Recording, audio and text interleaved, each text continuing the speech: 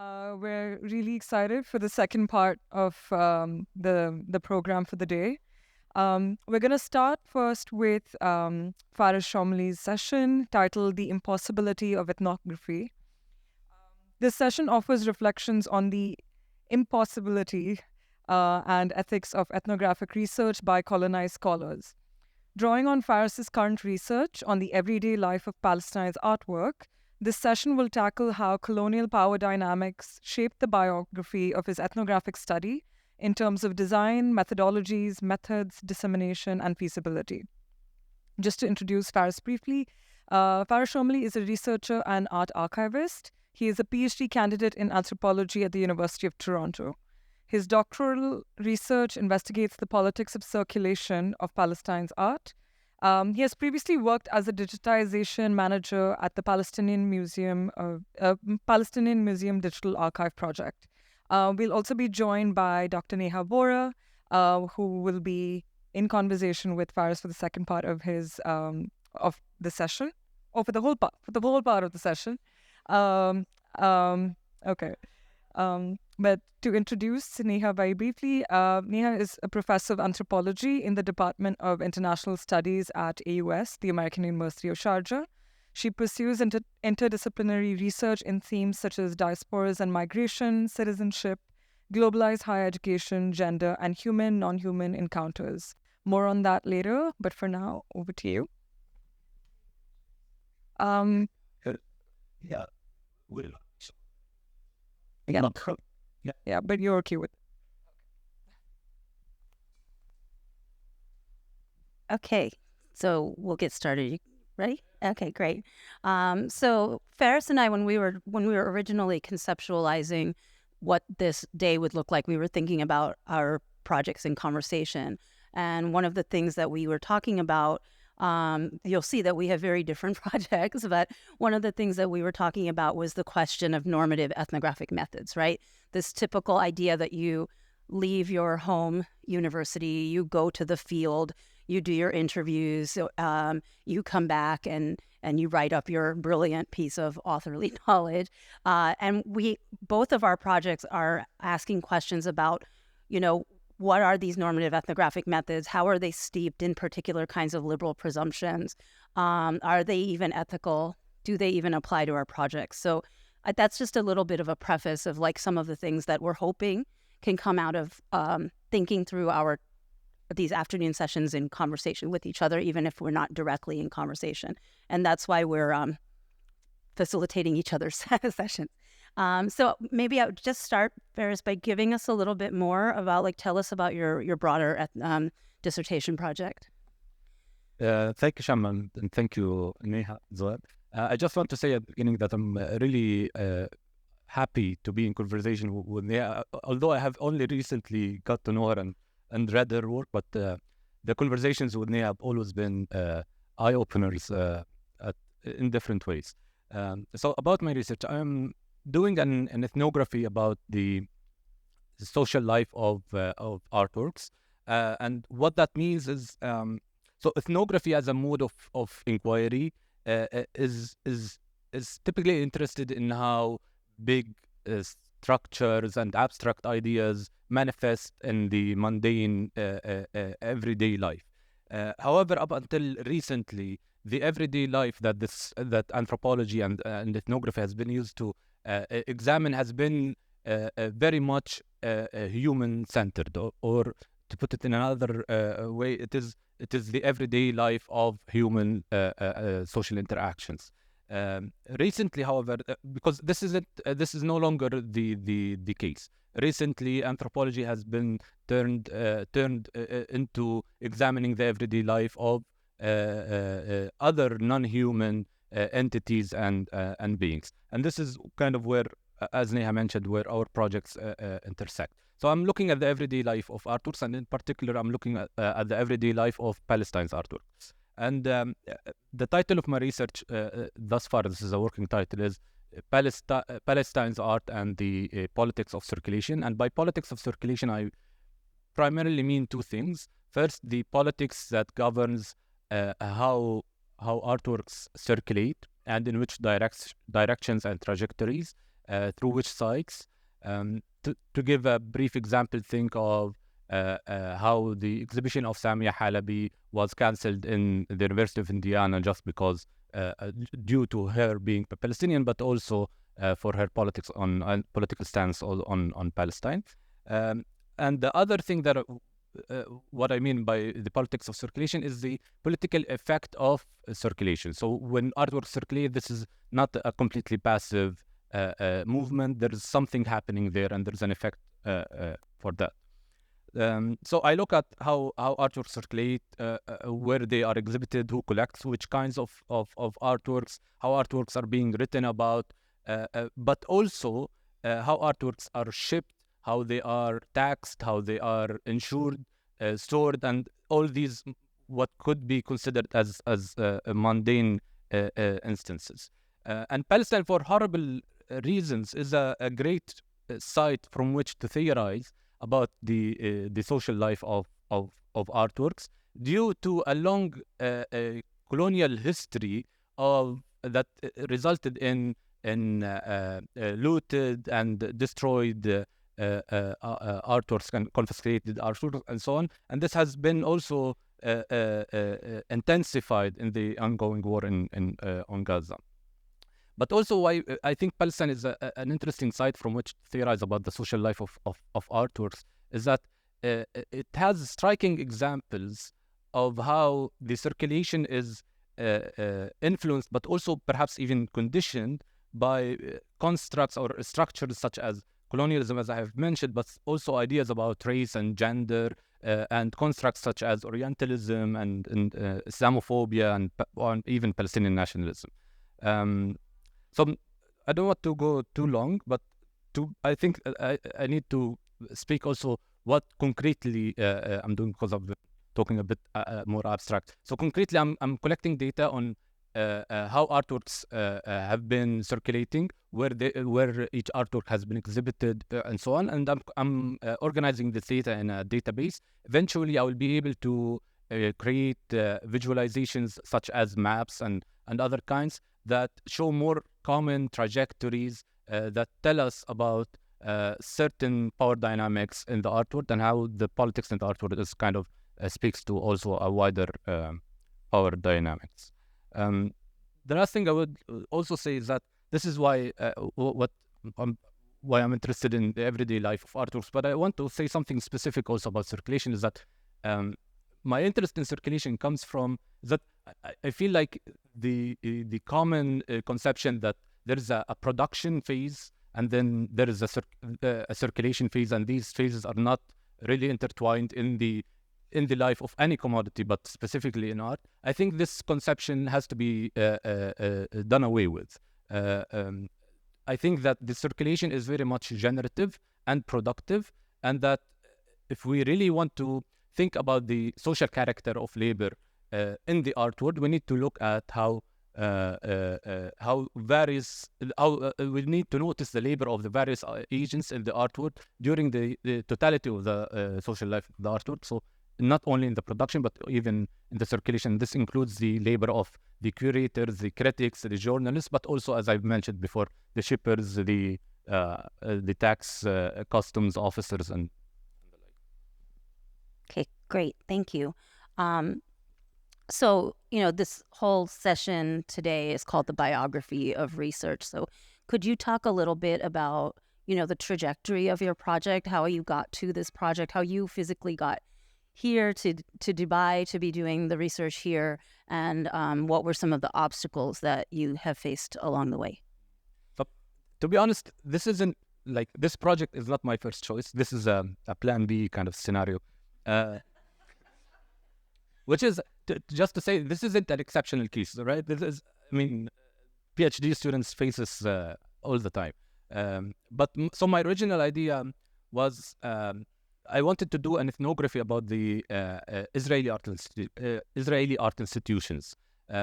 In Miami, I did my master's at Birzeit University in Israeli studies, and there I wrote my thesis about the political posters, or actually posters of the Zionist movement prior to the declaration of the State of Israel. So from 1897, technically the initiation of the movement as a political movement, and then until 1948. And along the path of researching these posters, I had to look into the art institutions of this movement, and this was really fascinating for me because just to share a brief facts about. So the first Zionist institution to be established inside Palestine was an art school. It wasn't the military. This was a few years before establishing a military organization. This was a few years before moving the financial funds into Palestine. These were established abroad, but the first one to be established in Palestine was an art school in 1906. And the decision to establish this school was not a personal decision. No, it was actually a decision that was taken in 1905 in the Fifth Zionist Congress in Basel. So it was a very systematic and thought of plan. And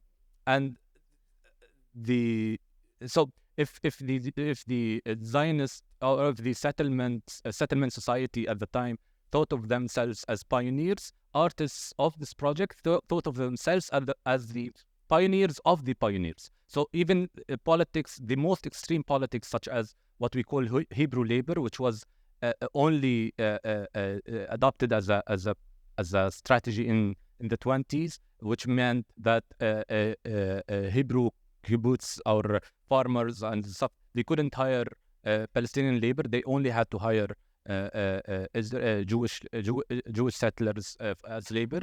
This was first implemented in the school. So Palestinians were not allowed in the school as teachers nor as students and so on. And also, another interesting fact about art and Zionism is that the declaration of the State of Israel took place from inside the Tel Aviv Art Museum. So these two institutions, which were established prior to 1948, kind of played pivotal roles in. So I wanted to do this ethnography, but I couldn't, because this meant that I'll have to access archives, Israeli archives in the Hebrew University and in Zionist archives in Jerusalem, but other archives which I had no access to. I already had horrible experiences accessing the archives of the posters during my working on my thesis.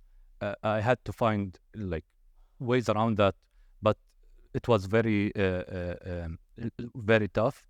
And I also had to do ethnographic fieldwork with.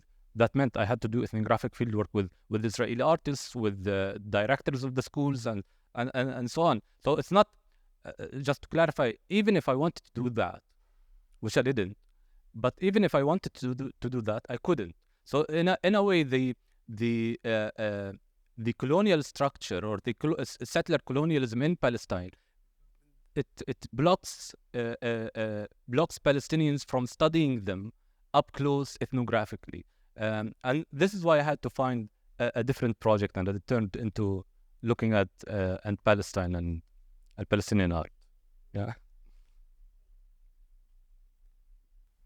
So can you talk a little bit about, with this current project of yours, some of the kinds of ethical concerns that come out, how particularly through looking at the social life of these objects, of these pieces of art, how does that bring up questions also of representing Palestinian people?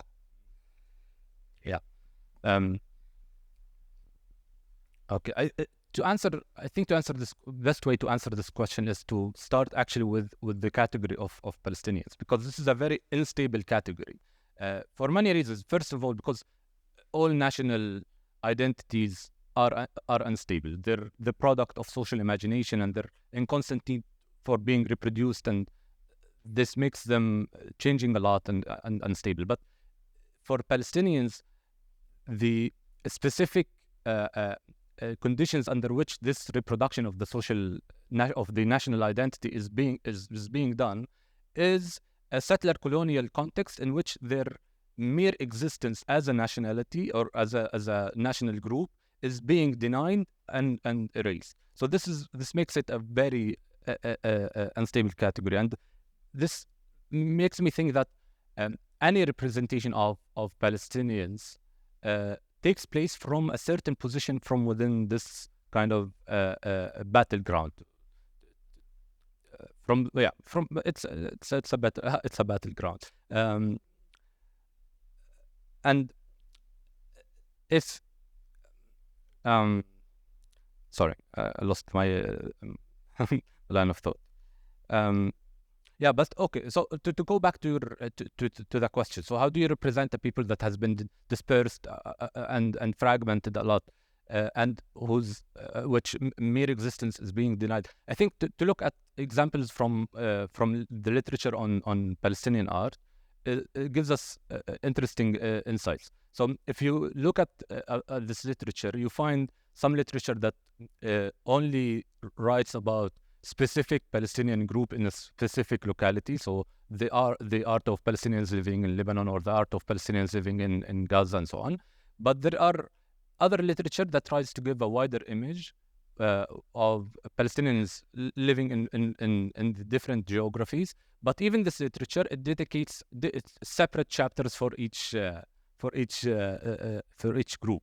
And although I understand, I mean, this form of representation is a reflection of the colonial fragmentation. But I feel like this might be a bit harsh, but I feel like it also reproduces and reassures this kind of fragmentation. And I think decolonial, to throw a term that has been already thrown today, a decolonial way to represent Palestinians is to do to do whatever is necessary to represent them as a whole, including the connections between these different sites. So not as fragmented or standing alone sites, but to pay attention to the connections, even if this comes at the expense of being loyal to our traditional or normative role as ethnographers. Because I find myself having to choose between doing this mode of ethnography that you have mentioned at the beginning, this intimate long-term interactions with these communities, which I will not be able to do since I'm a Palestinian from the West Bank. I should have said earlier, but I'm a Palestinian from the West Bank, so I cannot go to Jerusalem. I cannot go to the to Nazareth or Haifa to do fieldwork or studio visits with artists working there. I cannot go to Gaza. It's very difficult and problematic, or security-wise, for Israel for me to go to visit artists in Syria or in Lebanon. So I cannot do this kind of intimate ethnographic fieldwork. But at the same, so if I'm abandoning my traditional role as an ethnographer, there is something that I'm missing. But I think there is another mode of ethnography that we need to develop. So this kind of methods that have been developed in Western academia, which are amazing, do not necessarily work for Palestinians in order to produce decolonial knowledge. There's a quote by Edward Said that I'd like to share.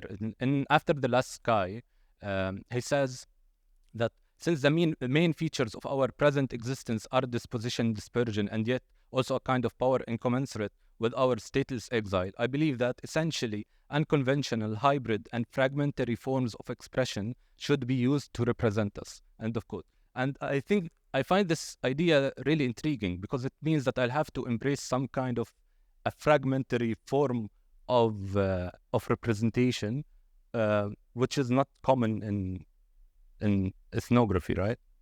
Yeah. I think that's great, because I think that it really also highlights how much of this traditional ethnographic research is colonial, right? I mean, we know it's colonial, we know it's enabled by and emerges from colonialism, but in our graduate programs in North America and Europe, we rarely ask these questions about like who can access their field site, like and what kind of power dynamics are there, because we presume the Western citizen is the anthropologist, right? And particularly with like post 9/11, COVID, all of these kinds of things, like the ability for someone who is from the global South to access a field site, either in the global South or even in the global North, is becoming even more fraught. So could you talk a little bit then about, with this kind of fragmentary decolonial methodology that you're thinking through, how do you can think about the concept of the field and what that means in this context? This has been one of the toughest questions to discuss with my supervisors, because for me, the field I argue that my field is, to simply put it, is Palestine's artwork, but at the same time, this artwork is not located in Palestine. So when we say, for example, Dubai's artwork, it's really well defined where it is. But Palestine's artwork does not really exist as a space, and this, I think, it's challenging for traditional ethnography, because traditional ethnography or anthropologists kind of tend to collapse the category of locality and culture into one another. And Nada and Huzafa have kind of critiqued that a lot in their work. So people tend to, or ethnographers tend to argue, or used to argue, that culture is somehow bounded in a specific place. But for Palestinians, as well as for other diasporic communities, and as Nada and Huzafa has shown us, also most kind of community, this is not the case. So what I wanted to do is to look at the Palestine's artwork as an artwork that emerges from the connections between these different diasporic geographies, and these connections for me are facilitated through the circulation of artworks. So here we go back to how artworks circulate. I think the circulation of artworks create what we might be able to call Palestine's artwork, and this site emerges as a network of fragmentation. So it's a network of fragments, and it's not really a stable site. I think that also kind of speaks back to how we need to ask those questions of like, well, is the stable site traditional location that we go and do our research in, is that even a stable site? And I think Nada and Huzafa's work like talks about that also, right? That like what kinds of presumptions do we throw in there when we map place onto people, onto culture, and not really ask the questions that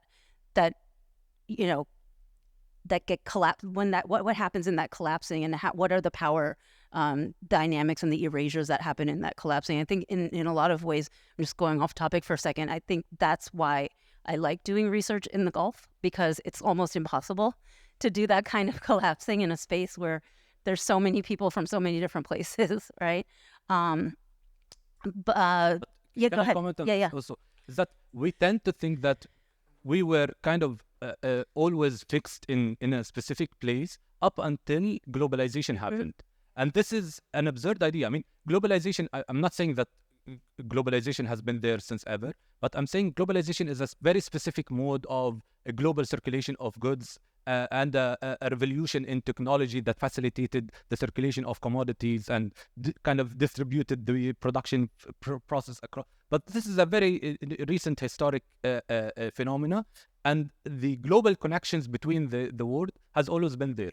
And the ones that want us to forget about these connections, as has been also previously argued in previous sessions, are colonial powers, because they want us, as Fanon argues, Frantz Fanon argues somewhere that Europe was created by Africa. Africa created Europe. And what he really means by that is that we cannot conceive of Europe as a center of the so-called universal higher civilization as they want to project themselves. We cannot think of Europe without the enslavements, without looting of resources, and without what's called primitive accumulation, right? And so these connections have been going on forever, positively, but also in horrible ways. Yeah, absolutely. And then on top of that, we then have the post-colonial state, right? That's very much invested in particular kinds of narratives of indigeneity and authenticity, and then that continues similar cycles of erasure. One of the questions that you and I were talking about also is this question of the genocide, right? Like that we're in the midst of probably the most horrific thing we've ever seen in our lives. What does it mean to be researching something that is seemingly fluffier, like art, within the context of a genocide? And how have you been approaching that question? Yeah, I mean, also to add another layer to this question is that in one of the effects of globalization is that we have become used to the idea that the movement of goods and of things, of products, of commodities is much easier than the movement of people. We're somehow brought into this idea that the social life of things is much better than the social life of people. And there was a very powerful short story that was published on social media of the Palestinian Museum and Al-Qattan Foundation, which was written by a young Gazan girl called Zaina. Uh, in which she writes something to the effect, I mean, this is not literal, but my life would I be free if I was a thing, if I was an object? And this has kind of made me think a lot about the ethics of what does it really mean to do a more than human ethnography, and which is all about decentering human beings from the ethnographic view, right? But in a specific place where the humanity of the people is very much being questioned, and there is harsh critiques for more than human ethnographies, especially from well, coming from mainly feminist scholars, which says, is this or are we really privileged enough to issue this call to decenter the human when we're still dealing with the colonial world, in which the humanity of the colonized in general, but some people more than others, is still being questioned. When it comes to Gaza, I feel like I mean, I take this critique seriously, and I agree with it. But what I feel like I need to do when it comes to the genocide is we need to show how absurd colonialism really is. And what I've been doing since the beginning of the war is trying to document the destruction of artworks and how people are kind of interacting with artworks. So there has been, at the beginning of the war, I was saying that there is some ethnic cleansing taking place, but there is also a cleansing of Gaza from its art. And today it's very much safe to assume that the artworks in Gaza have been destroyed unless proven otherwise. So at the beginning of the war, I was documenting which artworks are being destroyed. Now I'm documenting which artworks have not been destroyed, because I found that to be much easier. Yeah, ironically.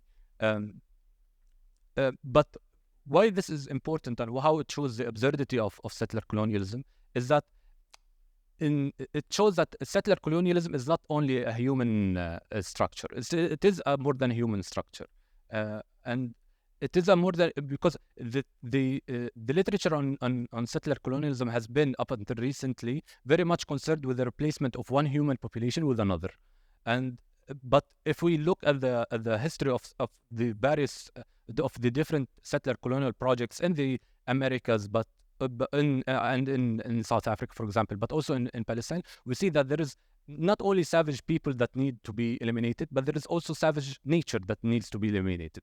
And these savage people create savage objects, which are also becoming could be rendered as bare life and thus worthy of being killed and destroyed. This is exactly what's happening in Gaza right now. So I feel like Palestine's artworks are also sometimes rendered Palestinians themselves, and thus legitimate targets to be killed. The colonialism is so absurd that it racializes not only people, but it racializes things. It racializes objects. And of course, I've been thinking about this too, especially in terms of non-human animals, right? I mean, we see this absurdity, like shooting a dog. How is the dog a Palestinian, right? Like this idea that a dog is a Palestinian. Arresting a donkey. They've arrested a donkey before. So this kind of like, or even the planetary for Israel project, right, is very much about terraforming what is considered a savage space into what looks like a more European space. So I think you're absolutely like correct that it's in fact perhaps we are doing a disservice by using the framework of humanity instead of to critique colonialism rather than using a framework of more than human to critique colonialism. I mean, this is a fair point, but I just want to add another absurd example to the one, is that if a Palestinian kills an Israeli dog, they go to prison as if they have killed an Israeli person. So there is not only savage Palestinian dogs, or there is also the civilized white, right? The whiteness could be also applied to dogs, which is, I mean, to your main point about the framework of humanity,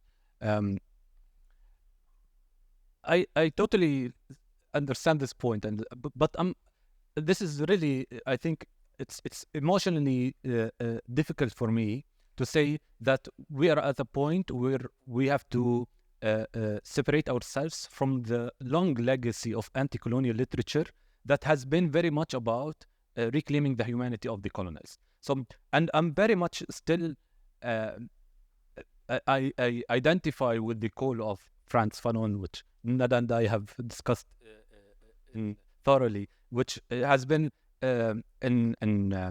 which his calls towards a new humanism, which is to do away with humanism as an exclusively European elite club, and to actually re-theorize this category as a truly inclusive category. But I mean, I understand your point, but maybe should be towards a new, instead of saying towards a new humanism, our 21st century liberation agenda should be called towards a new mode of being, for example. Yeah. Or I don't know. No, I think that is it's a very, especially in light of all of the suffering that we see, it's hard to say let's just abandon humanism, right? And even though we know the legacies of that concept and how that concept was used to actually produce this situation that we're in the first place, right? Could you maybe, I know you're going to have an individual session soon. Could you maybe give us a little bit of like an example of some of the things that you're working on right now that you might be like honing in on more when you do your individual session? Yes. Well, there are multiple examples, but I think I want to show a short video, because I've been talking a lot about the destruction of artworks, but this focusing solely on the destruction of artworks gives too much agency to colonial powers and so little agency to the colonized. So I want to give an example of salvaging artworks, or and this is a video by artist Muhammad al-Hawajri. Muhammad al-Hawajri is a Gazan artist, a very important figure in the art scene in Gaza. He was one of the co-founders of Iltiqa Gallery, which has been destroyed in Gaza City. He lives, or he used to live in, not in the city, but a bit to the south east. And his studio was destroyed. I should have mentioned that his wife is also Dina Matar, also a prominent artist and a prominent figure in the art scene in Gaza. And their studio was destroyed, and their gallery was also destroyed in Gaza. I'm not sure how to play this video from there.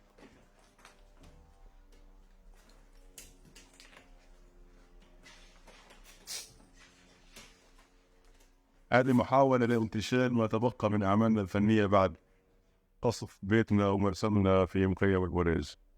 للأسف إحنا الآن موجودين في منطقة خطر، ولكن بنحاول الانتشال مع بعض أعمالنا الفنية. basically what he said is that this is their attempt to go back to their studio to rescue whatever they can from their art. And you can see the omnipresence of the Israeli drone in the background. And this is, for me, what an eye-opening, because I see people are risking their lives in order to save the works. And Mohammed Al-Hawajri and Dina Matar, they have not only, I mean, this story is very complex. I will not be able to tell you all of it today, but they have not only managed to rescue the works from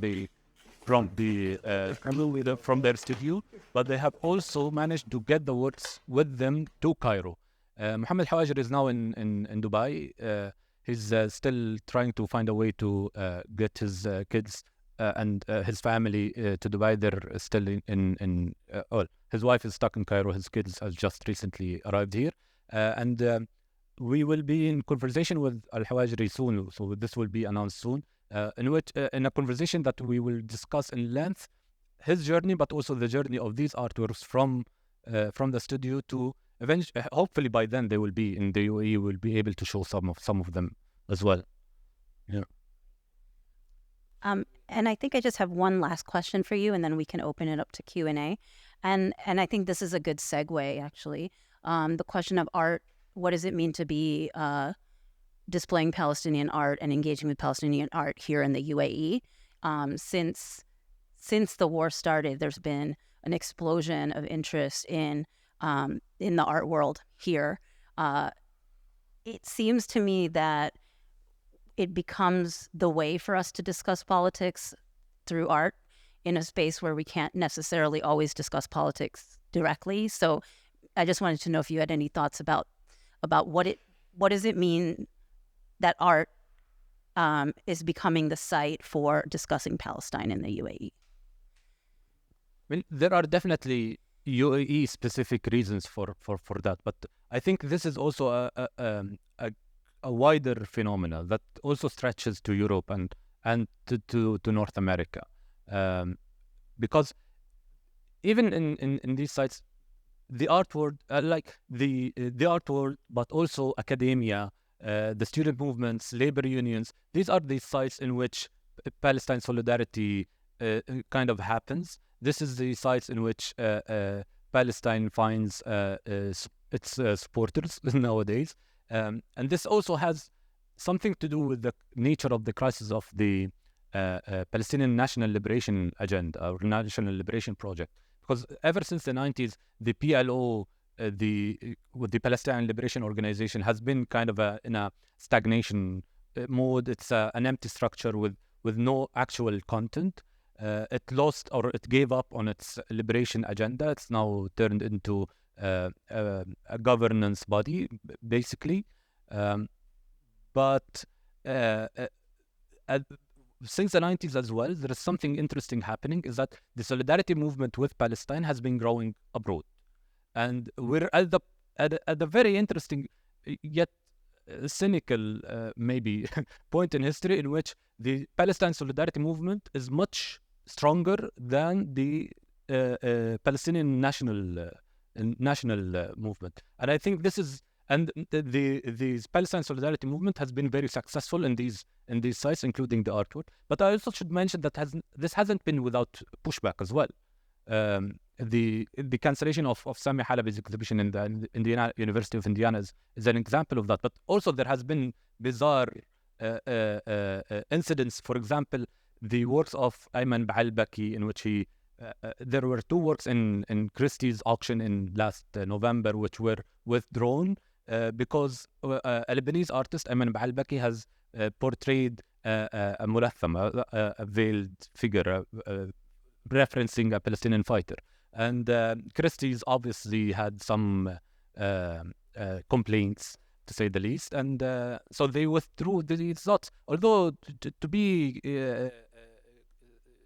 clear about it, Ayman Ba'al-Baki's works have been previously auctioned. These works have been celebrated by various global art global institutions in the global art world. It's only at that moment that these works were, frowned upon somehow. open it up for questions. That is. Thank you. And it's amazing to see again how much, how productive this conversation between us and has been, and how amazing it is to open it up to a wider group. I got thinking, just in terms of the weight of the artwork. I found myself wanting to cry looking at this video, and I was asking myself why, and what conditioning I have received. And obviously, I've worked in museums, so I have a particular attachment. But it's true that we, somehow have been conditioned to treat a work of art as somehow sacred, right? It has a kind of sacral symbolic value. But then also this question of representation and what is produced in the aftermath of violence or even during, right? In order to humanize the figure of the artist and the community that they belong to.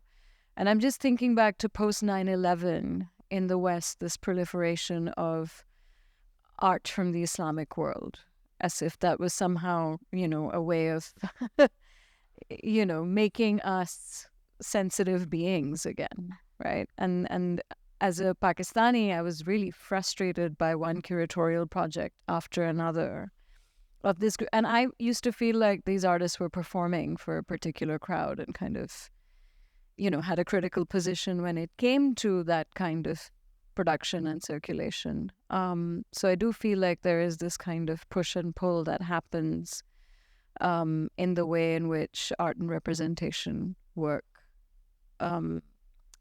especially when it comes to the Middle East, let's say, as a kind of short form. Sorry, I tend to ask a lot of questions. Faris, I wanted to ask, you said like you can't have access to many of the things in Jerusalem. Are there Israelis you can work with who can provide you with the information? Because I don't know, before 1948, there must have been Palestinian art. Where is it? Has it been destroyed? Is it documented? Where can we look at it? For me, like I'm Lebanese. I grew up in Lebanon most of my life, but the best collection of Palestinian art I saw was last year, November, in Circal. There was an exhibition here organized by Bergil and the Palestinian Archive. And there were lots of paintings, not even by Palestinians, by Arabs. And it was such a rich collection. And I don't know, where can we find and look at these works of art? Another question in terms of the thing that bothers me most about the art right now and the genocide is that on my Facebook, I get all these ads about mugs and things about kufiyas and Palestine being sold by corporations who are making money out of things, out of people getting killed. Like, this is a fashion fad now. Buy a Palestinian flag and wear a t-shirt, and they don't care about the cause. They just care about making the money about it. And just one last thing. In terms of the globalization, I was at a Palestinian Tatriz workshop, and the lady who does that, she works in cave, and she was saying in the hieroglyphics in Egypt, there is a picture or of hieroglyphics with people from Canaan, original inhabitants of Palestine, with a Tatriz pattern from Ramallah. So this globalization of patterns goes back thousands of years. Did it start, basically? Well, I really have a short memory, so I really have short memory. I forget to. So can we answer one point at a time? Sorry. Yeah, I'll be very brief. So in the 1948 has been definitely a point of rupture. 1948, I mean, the Nakba has been a point of rupture. Many of the artworks and the artists that have been working prior to 1948 has been kind of hidden, or I mean, we know very little about them. Many of the artworks have been looted. We have been finding artworks from 1920s, 1990s, 1910s in Israeli antiques auctions and shops. And these obviously, or most probably, have been paintings hanged in Palestinian houses, which Israeli settlers have moved into after 1948 and decided to sell, or their descendants decided to sell later on. And so we know very little, but there has been some improvements done on that side. The first person that has written about this is Kamal Bullata in his book, The Palestinian Art, and he documents multiple artists and works prior to 1948. But there has been also more discoveries lately. I would also direct you to Nadia Abu Saada, who has been working on painters from the 30s. But I'll give you also one example of so an artist called Zulfa Saadi, who's from Jerusalem, has been taught art by another Jerusalemite painter called Nicola Saya. Zulfa exhibited in Jerusalem in 1930s, but in 1948 she was displaced to Syria, and she never painted again. So we only got to know about Zulfa by accident after she had died in the early 2000s. This is not a unique case. There are multiple examples. Yes, you can see but these works are in various collections, but you can see them. For example, there are a couple of important works in the Barjeel Art Foundation collection. There are a couple of important works at Darat al-Funun as well. Some of them are on display right now. There are multiple examples, but if you check Kamal Bullata's book, you can. I think this is a good place to start from. Sorry. I think when you said that Palestine is an important place to study ethnography, that also we should point out that there is exceptionalism where ethnography plays a role in property claiming. So, and that is a big incentive, not only in claiming a civilization or identity only, but like direct property rights, like this is my house on the individual level, and this is our sovereignty on the collective by proving, whether it's archaeology or whether the dominant art theme of the city or whatever. And this brings the other problem is if there is low accessibility to this field, maybe the question is not how, or maybe is should we? I mean, should we concede that this is a field that we should prove ourselves by their standards? I mean, we have our. I mean, when you said that Palestinian culture and art is not a specific thing, I mean, yes, but also like me, I feel like I can know something Palestinian when I see it, like an artwork. Maybe I'm not as much of an expert, but there is like, I don't know, a theme, a Palestinian theme, if one might say.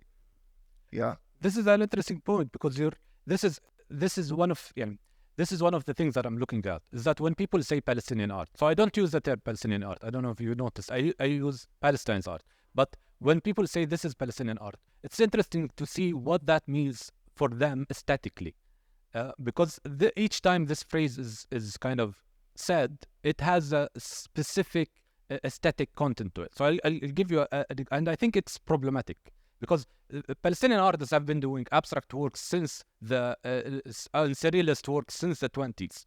They haven't always been, painting kufiyas and thobes. They have done that, but they have done many other things. But one artist called Hani Zarab, he's a Gazan. He's originally from Gaza, from Rafah, but he's based in Paris, and he was supposed to participate in a collective exhibition in Paris in a gallery in the first few months for him being in Paris. As he goes to the one last thing to know about Hani Zarab is that he's a very well dressed person. Right, so he dresses more French than the French, right? The stereotypical idea that French love fashion. He's more fashionable than the French, and so he goes to the gallery holding his abstract painting, and the gallerist says to him angrily, kind of almost shouting, that neither you nor your artwork look Palestinian. So the first half of it is an obviously and openly a racist remark, right? So you don't look Palestinian, obviously. I mean, you're well dressed, too well dressed to be a Palestinian. Mm? And the other part of it is that your aesthetics are too abstract to be Palestinian. And this is, I think, is equally a racist argument as well. For the first part of the question, which is I find really interesting, I think that any liberation project or any liberatory project has to do away with the question of property. I think property is even more problematic than humanism. I would tolerate humanism, but property, I think, should be done away with. I don't think that we should. I mean, I am all for the right of return, but I think we should need to return. Like, if you have a house, if you had a property in Haifa that you will return to, what about the people who were living in rent? Should they not return to? I think the liberation project in the 21st century should do away with private property as a starting point. By property, I meant the accessibility to it, not ownership per se. Yeah, so sovereignty and freedom to access the property, benefit from it. Yeah, this is what I mean. Okay, so we're on the same page. Yeah, so generally, I apologize for misunderstanding, but yeah, I'm with you. But it's good you point that out. I don't mean like to own it and monopolize the control over it, but I mean to access the. I cannot. I've never accessed any property there. Hello, we're lucky to access any property anyway. So I think property. We're the generation that will never own property. Could I add something to what you were saying? And I think this reflects off of what Nada was saying too. This kind of question of how art then also becomes a site of recolonization, right? That like Palestinian artists are expected now to perform a particular kind of identification if they want to succeed in the art world. And how do we think through those power dynamics? Because it's having to, having to be legible to the colonizer, even if the colonizer is supposedly an ally of yours or doing solidarity with you, right? I mean, this might be sound a bit problematic, but bear with me. If you read the kind of the articles written about Palestinian artists in media, you will always find this link that Palestinian artists are somehow fighting or struggling for the liberation of Palestine, right? But if you talk to the artists genuinely, you will find that they are trying to find liberation from Palestine. And by that, I mean they're trying very desperately to be seen as artists and not as Palestinian artists. Because being Palestinian artists has like dreadful consequences for them in the artwork.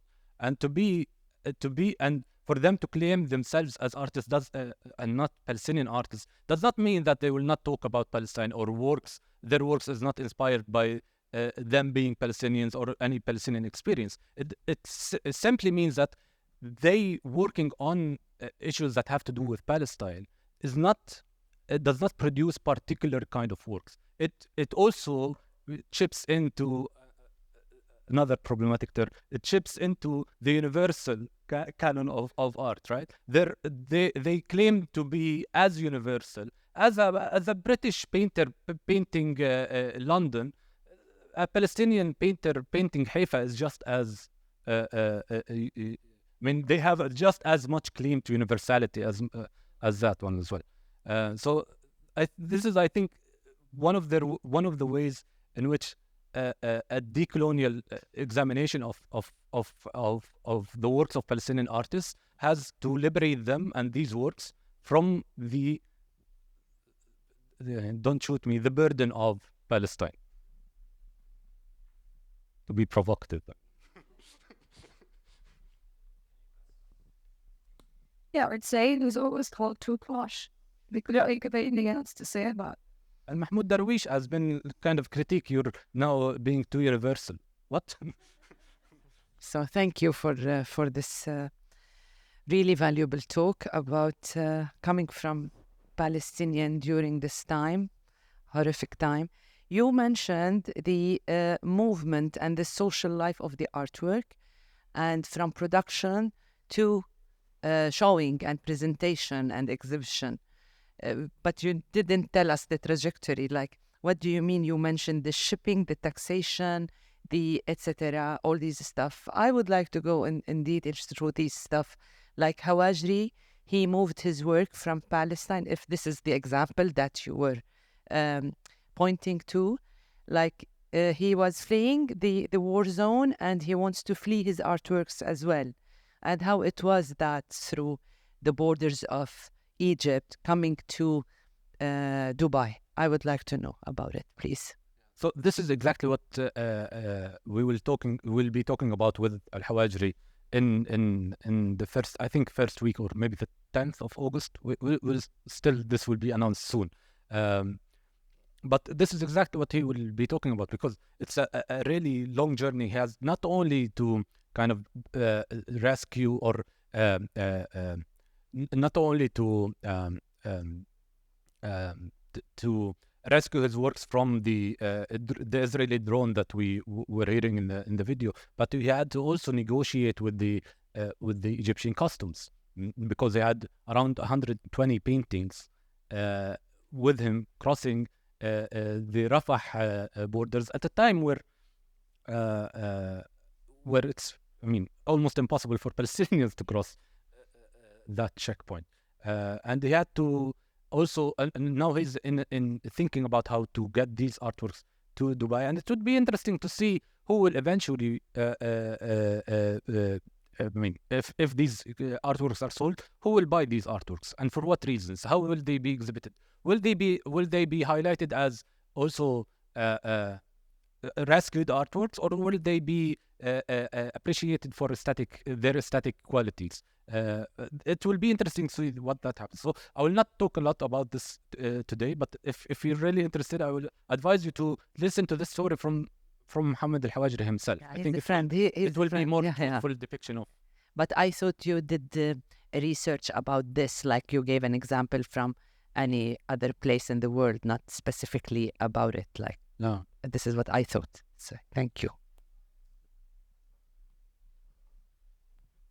Back to the provocation about the Palestinian artist being an artist, but that is because art is not just a job, yeah. Because if we separate that, then why should I? I'm sorry, I'm just being provocative again. Why should I celebrate the extraction of painting if they hold no Palestinian value, only artistic value, and not celebrate, for example, salvaging some bracelets from a goldsmith? Yeah, if Palestine is not me as a Palestinian and not as an art enthusiast, for example. Yeah, a good question. I mean, it's a valid question as well. I think it's what I'm interested in is, when do we render objects as Palestinians? Why? What's the rationale behind that? And what are the consequences of this rendering these things as Palestinians? This is where I'm coming to the subject. So I'm not. I don't have a specific. I don't have a specific call for something. I'm not calling for anything. I'm just saying that this is interesting to examine. I think this is a fruitful question to ask at this time, because it can tell us a lot, not about the objects only, but it can tell us a lot about how broader society, including colonial dynamics, including the politics of the art. I think it's like you said. I think it can be a trade-off to some extent, because you either say your art is Palestinian and you get the dangers that come with that, and as well you tap in for the collective support, or you can say you're just an artist and try to separate from the hostility and the support. Yeah, but also there is another valid position to be at, to say that, listen, I am a Palestinian, but I create art, and and I'm saying that Palestinian artists are worthy of doing abstract works as well, so not only tatriz and kufiyas, right? This is also by Palestinian, not that per se, but okay. Yeah. I think this is where I think we need to wrap up, right? So I think this is what, to bring it back to the very beginning, the more than human is so important, right? Because what your project is showing us is like the objects themselves, the artists themselves, don't have full control over what these meanings are, but they exist within this ecosystem. Palestine exists within this ecosystem that includes the more than human. It's impossible to think Palestine just through the human, right? Okay, so I think with that we can wrap up. Is that good? Okay, great. Thank you so much, Faris.